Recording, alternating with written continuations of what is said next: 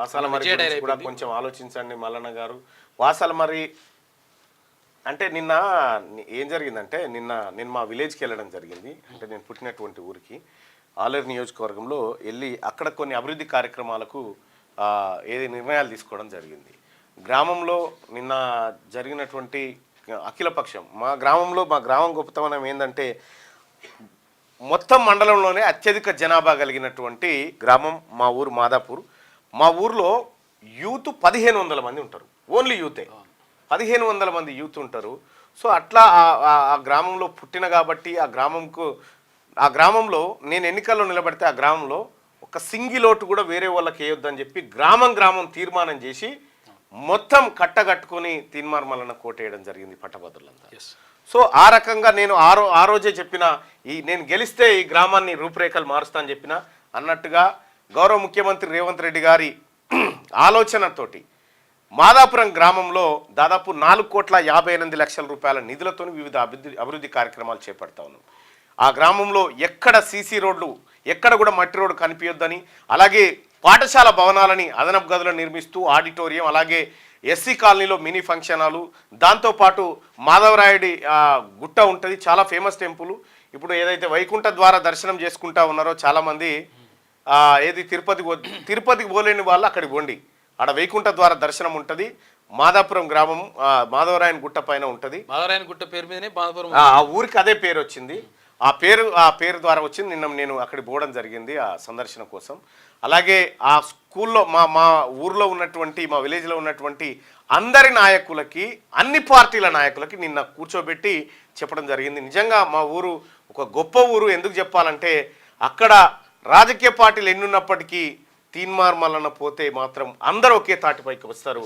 ఎందుకంటే గ్రామాన్ని అభివృద్ధి చేసుకునే విషయంలో వాళ్ళు ముందు వరుసలో ఉంటారు. మా ఊరిలో నాయకత్వం అందరికీ ముఖ్యమంత్రి రేవంత్ రెడ్డి గారు ఇచ్చినటువంటి ఆ నిధులను సీనియర్ కాంగ్రెస్ పార్టీ నాయకుడు బషీర్ అనే తాత చేతిలో పెట్టడం జరిగింది. నిన్న ఆ ఫొటోస్ ఉన్నాయి ఏమన్నా బషీర్ తాత సీనియర్ రాజీవ్ గాంధీ గారు మరణించినప్పుడు మా గ్రామంలో గ్రామస్తులంతా రాజీవ్ గాంధీ గారికి తలగొరివి పట్టి ఊరేగింపుగా ఆయనకు కృతజ్ఞత చాటుకున్నారు.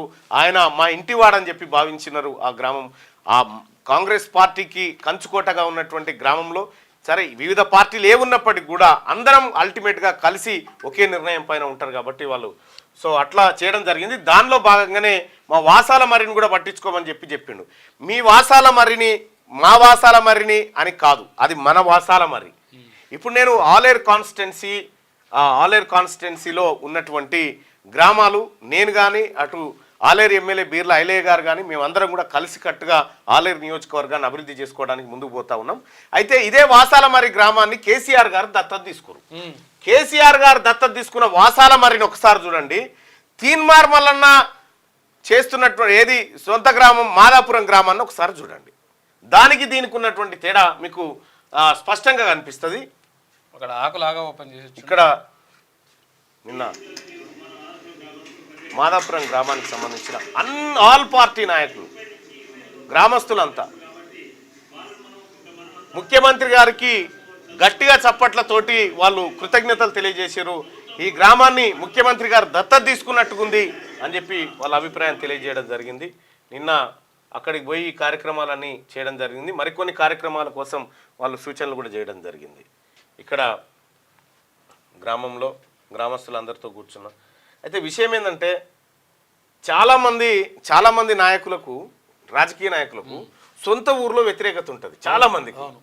నేను ఊరికి పోతే అన్ని పార్టీల వాళ్ళు అన్ని పక్కకు పెట్టి ఎస్ ఇది మా ఊరు బిడ్డ వచ్చిండు, మా ఊరు కోసం పనిచేసేటోడు వచ్చిండు అని చెప్పి వాళ్ళందరి ఆప్యాయత ప్రేమ ఏదైతే ఉందో ఇక నిన్న స్కూల్ బిల్డింగ్స్ కూడా పరిశీలించి అదనపు స్కూల్ గదుల నిర్మాణం కోసం ఇదే మాధవరాయుడి ఇక్కడ స్వయంభూ అని చెప్పి లోపల వెలిసినటువంటి స్వామివారి దర్శనం కోసం నిన్న వెళ్ళడం జరిగింది. అక్కడికి అందరం కూడా సో ఇదే ఆ గుట్ట పైన అంటే కొద్దిగా ఫారెస్ట్ లాగా ఉంటుంది. దాంట్లో ఇక్కడికి వెళ్ళడానికి రోడ్డు నిర్మాణం కోసం 25 లక్షల రూపాయలు గౌరవ ముఖ్యమంత్రి రేవంత్ రెడ్డి గారు సాయం చేయడం జరిగింది ఆయన నిధుల నుంచి. అలాగే ఇది గ్రామస్తులందరి మధ్య చేసినటువంటి గ్రామస్తుల అందరి ఆమోదం మేరకు మా ఊర్లో పనులు చేసుకుంటాం. సో ఆ రకంగా వాళ్ళందరూ కూడా హామీ ఇవ్వడం. ఇగో ఈయననే బషీర్ తాత, సీనియర్ కాంగ్రెస్ పార్టీ నాయకుడు, ఇక్కడ కూర్చున్నటువంటి బషీర్ తాత, ఆయన సీనియర్ కాంగ్రెస్ పార్టీ నాయకుడు. ఆయనకి ముఖ్యమంత్రి గారు ఇచ్చినటువంటి ఏదైతే నిధులు ఉన్నాయో ఆ నిధులకు సంబంధించినటువంటి జీవోలు అప్పగించి, తాత ఇగో కాంగ్రెస్ పార్టీ ముఖ్యమంత్రి గారు రేవంత్ రెడ్డి గారు ఇవన్నీ ఇచ్చిండు మీ అందరికీ అని చెప్పి అందించడం జరిగింది. ముఖ్యమంత్రి గారికి ప్రత్యేకంగా ధన్యవాదాలు. ఈ గ్రామానికి పైన మీ నిధుల ద్వారా అభివృద్ధి చేస్తున్నందుకు. రైట్, ఇది అయితే దీని గురించే వాసాల మరి వాళ్ళు అడుగుతున్నటువంటిది అదే. మా గ్రామాన్ని కొద్దిగా పట్టించుకో అంటే కేసీఆర్ పట్టించుకుంటే కేసీఆర్ కళ్ళు పడ్డాయి అంటే బగ్గే. ఉన్న ఇండ్లు కూడా కొట్టిండా, ఉన్న ఇండ్లు కూడా కొట్టిండు, ఆకులాగా అల్లనేరడు వాళ్ళు ఇచ్చిండు, రకరకాల ఆగం చేసిండు ఆ వాసాల మరిని.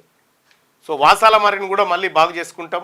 వాసాల మరిని కూడా మళ్ళీ ఏది రూపురేఖలు మార్చుకుంటాం ఆలేరు నియోజకవర్గాన్ని అని చెప్పి మీ అందరికి తెలియజేస్తూ, మీది మాది అని కాదు, అది మన అందరిది.